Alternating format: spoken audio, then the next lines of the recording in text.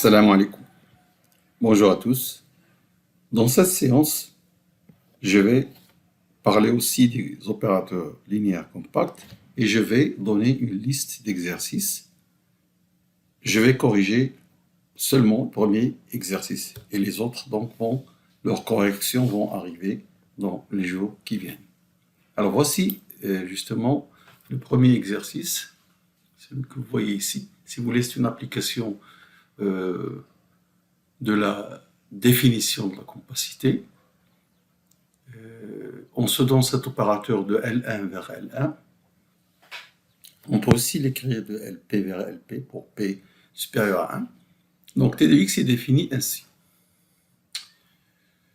Pour un x, une suite xk, on associe la suite x2, 0, x4, 0, x6, etc. où on intercale les zéros et les éléments de la suite extraite x de z. Montrer que T n'est pas compact. Dans le deuxième exercice, on considère cet opérateur diagonal, comme vous voyez ici, et on veut montrer que T est compact.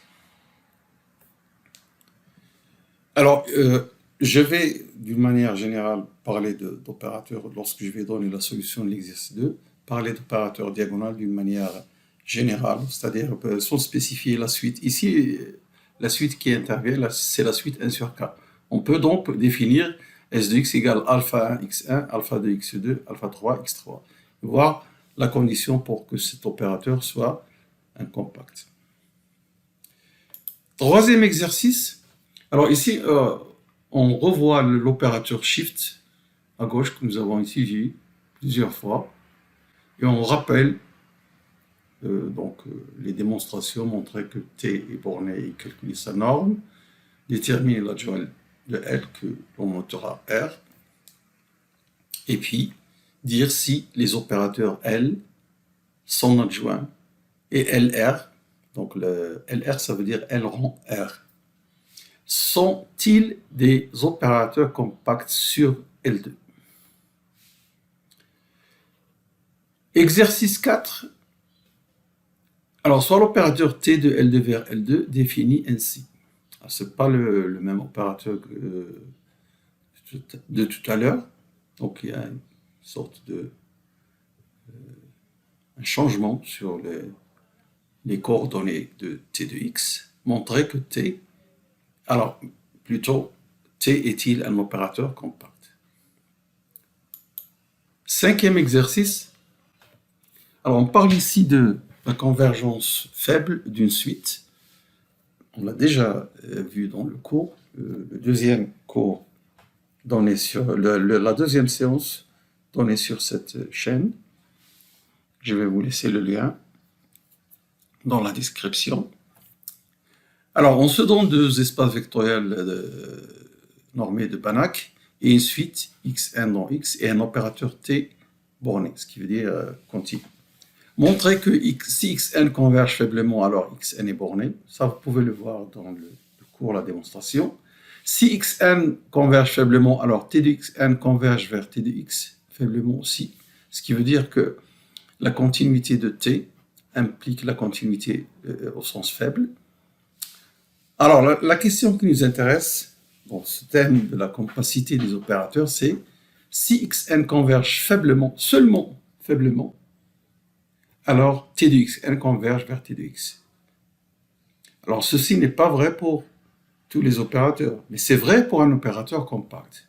Je rappelle que pour si on a xn qui converge vers x en norme, la convergence que l'on connaît, t de xn converge vers t de x car t est borné, donc continue.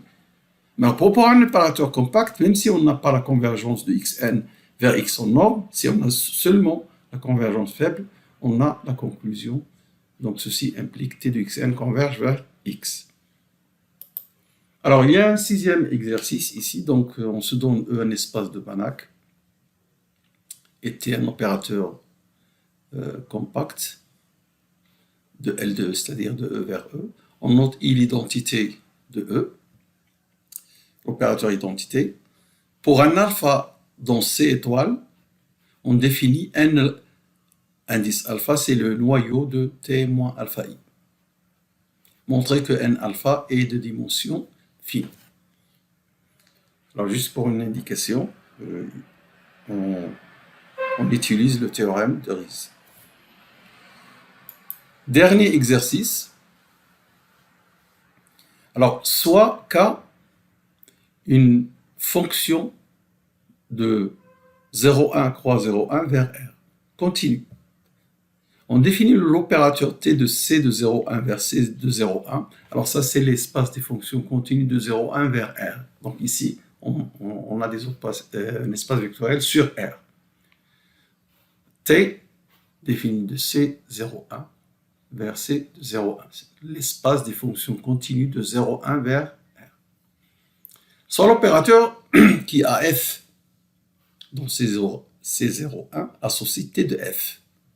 T de F est une fonction définie ainsi. Montrer que T est compact. Alors, le K s'appelle le noyau. Donc, ça, c'est un opérateur défini à l'aide de ce noyau K.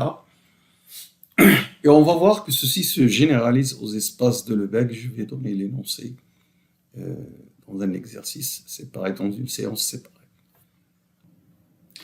Alors maintenant, revenons à l'exercice 1 que nous avons énoncé au début de la séance pour donner sa solution. Alors ici, nous avons un opérateur de L1 dans lui-même, défini ainsi, comme vous voyez, et on nous demande de montrer qu'il n'est pas compact. D'abord, je vais rappeler la norme dans L1. C'est ce que vous voyez pour une suite xk dans L1. Sa norme, c'est la somme des valeurs absolues des xk. Lorsqu'K parcourt donc de 1 vers plus l'infini. Alors l'opérateur, évidemment, il est clairement linéaire et on veut montrer, même si ce n'est pas demandé, qu'il est borné.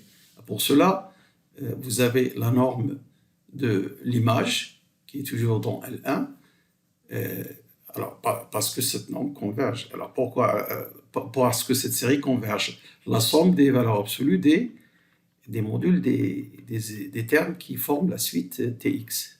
Donc, vous voyez, ceci, c'est juste les termes d'indice impair.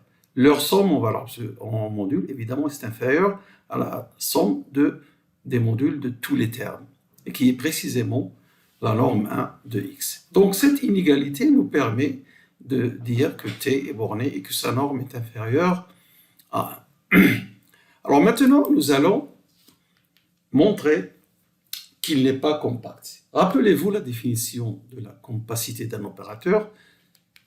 T est compact si pour toute suite bornée dans l'espace de départ, la suite image, donc c'est pour toute suite xn, dans l'espace de départ, la suite T de xn, admet une suite extraite.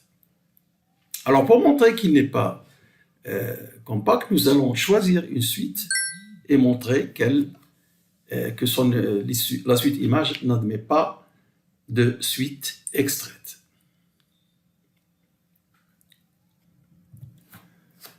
Alors d'abord, remarquons ces éléments En. Chaque En est un élément de L1. Alors ici, on travaille dans L1, pas dans L2. Dans L1, ces éléments N, dans L2, nous avons vu qu'ils forment une base orthonormale dans L2.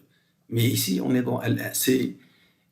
C'est pas important qu'elle soit une base ou pas, mais c'est une base de Schroeder, cette suite En, lorsque N parcourt un étoile. Nous n'avons pas encore défini ce terme, mais je vais le définir, Inch'Allah, dans une séance prochaine. Qu'est-ce que c'est qu'une base de Schroeder quand elle existe pour un espace vectoriel normé? Et elle n'existe pas toujours. Alors, ces éléments En, lorsque N va parcourt une étoile, vous voyez que c'est quoi En? C'est la suite dont tous les termes sont nuls, sauf celui qui se trouve au rang N, c'est-à-dire l'élément d'indice N.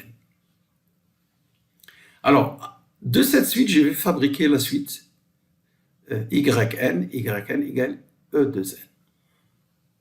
Donc la suite que je considère, c'est cette suite.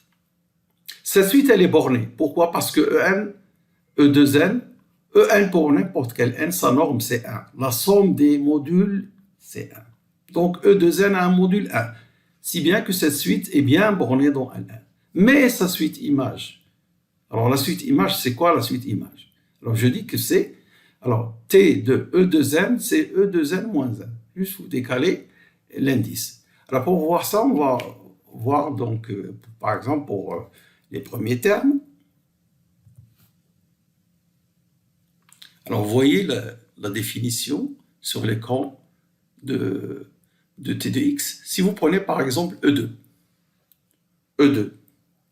tous ces termes sont nuls, sauf celui qui auront 2. Donc son X2, pour lui, c'est 1. Et donc, quand vous calculez T de E2, vous trouvez quoi? 1 et après des 0. Donc, c'est E1. Par exemple, si on prend le terme suivant après E2 de cette suite, c'est E4. E4, sauf la composante X4 qui est non nulle, qui vaut 1. Les autres, c'est 0. Donc, l'image de E4 sera donc E3. 1 ici et partout 0. Et ainsi de suite, on peut le démontrer, et comme on veut, c'est d'ailleurs visible, on n'a pas besoin de le démontrer, ou bien par récurrence. Alors T de YN, c'est T de YN, c'est T de E de N, c'est E de N moins 1. Et donc la suite image, c'est ça. E1, E3, etc. Cette suite image n'a pas d'antécédent. Cette suite image n'a pas de suite extraite. Je m'excuse.